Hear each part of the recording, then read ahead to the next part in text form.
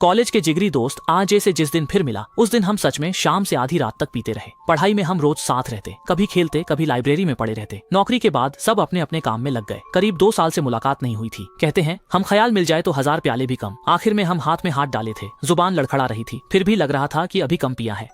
उसने कहा कि उसके घर चलें। फिर हम गाड़ी से अजय के घर जा रहे थे तो रास्ते में एक अंडरपास से होकर जाना पड़ा। वह जगह बड़ी अजीब सी थी। वहाँ साल भर कुछ बेघर लोग फटे पुराने कंबलों के साथ रहते थे।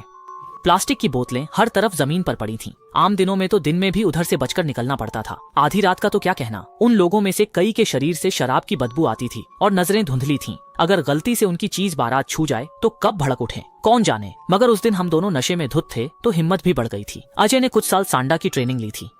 उसके पास होने के भरोसे मैं और बेकाबू होकर चल रहा था। जानबूझकर कदमों की धड़धड़ाहट करता और मुंह से बेसुरी धुन गुनगुनाता। आसपास कोनों में सिमटी परछाइयों को बिल्कुल तवज्जो नहीं दे रहा था। अब सोचूं तो लगता है उस वक्त मैं सचमुच खुद ही मौत को दावत दे रहा था। अचानक अंधेरे से एक कर्कश चीख फट पड़ी।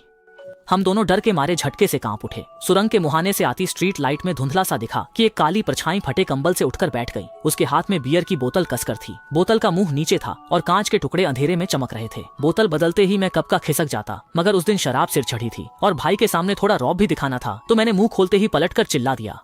क्या चिल्ला रहा है, क्या होगा? ये कहते ही मैं थोड़ा घबरा गया। वो आवारा आदमी फौरन खड़ा हो गया। कद में बड़ा नहीं था पर बदन एकदम तगड़ा। लड़खड़ाता हुआ सीधे हमारी तरफ दौड़ पड़ा। मुंह से गालियां बक रहा था। ठीक से सुनाई नहीं दे रहा था पर उसका अंदाज ऐसा था जैसे बियर की बोतल हमारे सिर पर दे मारेगा। अजय ने फटाफट हाथ बढ़ाकर मुझे खींचा और अपने पीछे कर लिया।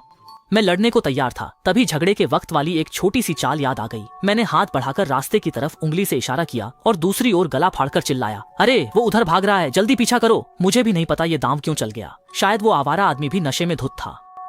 2 सेकंड तक सन्न रहा, फिर सच में मुड़कर मेरी उंगली वाली दिशा में ही पागलों की तरह दौड़ पड़ा। उसकी गालियां दूर होती गईं। हाँ, बेवकूफ बन गया ना वो। मैं जांघ थपथपाकर हंसा। लगा मैं बड़ा चालाक निकला। अजय ने भी राहत की सांस ली। हंसते हुए उसने मुझे हल्का सा मुक्का मारा। तू तो बड़ा बहादुर है यार। लेकिन हंसते हंसते मेरी पीठ पर अचानक ठंडा पसीना छूट गया।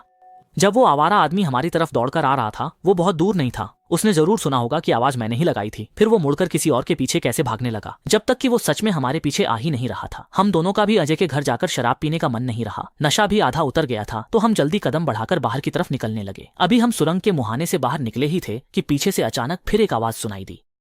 अभी वाले उस आवारा आदमी की आवाज से अलग थी और भी जवान, और उसमें थोड़ी सी कंपी भी थी। तुम लोगों ने अभी उधर क्यों इशारा किया? मैं पलटकर देखता हूं तो गलियारे की छाया में करीब 20-21 साल का एक लड़का खड़ा था। हाथ में भी कोई चीज कसकर पकड़ी हुई थी। साफ नहीं दिख रहा था कि क्या है। अजय मुझे खींचकर दौड़ पड़ा।